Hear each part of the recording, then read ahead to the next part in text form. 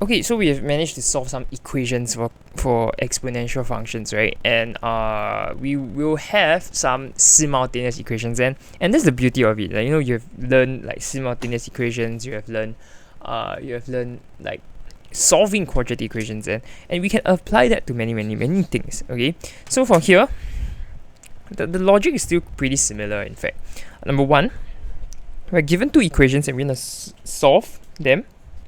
When we want to solve this too, we want to find a value for x and y. Okay, so we want to find a value for x and y. But to do that, you need to create two equations instead of x and y. We have that here, but they are all in terms of powers, right? So x and y are powers. We want to have non-powers. So that's a little bit challenging, but we can definitely do something about it. So for here, we can have two. We're going to write the first one. 2x times 4 to the power y is equals to 1 over 8. For this, I'm going to make the base the same. Why? Because your powers are different. So if your powers are different, making the base the same is your only best bet, right? So from here, 2 to the power x multiply 2 square to the power y equals to 1 over 8 is simply 2 to the power of negative 3. So we need to be a little bit quicker with our indices law, in fact. Okay, so from here we will have 2 to the power x times 2 to the power of 2y is equals to 2 to the power of negative 3. Now can you see once the base are the same, right? We can actually make very like easy comparisons here. So now this is simply this, and from here we can deduce that since the bases are the same now, x plus 2y is equals to negative 3.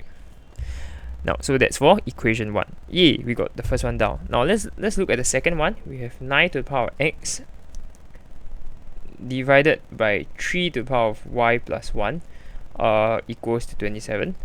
Okay, so same thing, we make the base the same. We will have 3 square. Okay, if you want to straight away write 3 to the power of 2x, sure, go ahead. No one's stopping you. Okay, because honestly, these are little steps that you can actually skip. But if you can't skip, it's okay. Feel free to write them out. There's no harm in doing that. So from here, because it's 3 to the power of 2x divided by 3 to the power of y plus 1 equals to 3 cubed, I can simply write 3 to the power of 2x minus y minus 1. Oh my gosh, why? Why do you write minus 1? Isn't it a y plus 1? Now if you think about it, this is in fact 2x minus y plus 1. Okay, when you do the subtraction, you need to consider both terms. So when you consider both terms, you need to reintroduce the bracket here, and that is something you need to take note here.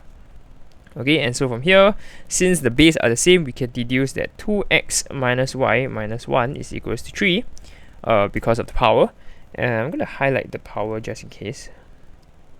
Okay, such that you all can see what's going on here.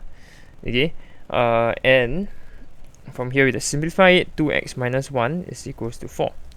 Okay, so we have equation 1 and equation 2, and maybe from here I will just write x is equals to negative 3 minus 2y. I'm going to label this equation 1. So now with a simultaneous equation, we can definitely solve it very simply. So we're going to sub equation 1 into equation 2. And from here, we will have that 2 times negative 3 minus 2y. Now, in A math, you're going to encounter many like such questions where you see us use simultaneous equations, quadratic equations very smoothly into new topics. Okay, all it requires is some form of substitution. What does that actually mean? So substitution actually just means just subbing in, replacing the difficult things with something simple, something that you have already known. So in the previous example, we did that actually.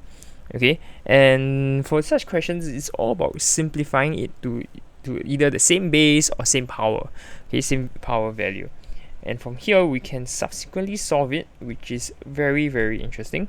And that's the beauty of it all. We can actually use all the basic things that we learn and kind of like infuse that with new topics, new chapters, and it's not easy to fuse new things together, right? So in fact, why is it so easy to just fuse like all these things that you've learned before into new topics. The thing is, it's not a coincidence that we can do that, right?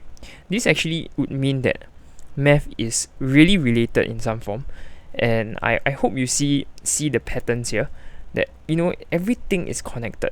This mathematics is a language on its own that connects many things together, and and we have come to the end of this example because I don't want to go into the details of solving simultaneous equations. So I hope you see the connection as I do.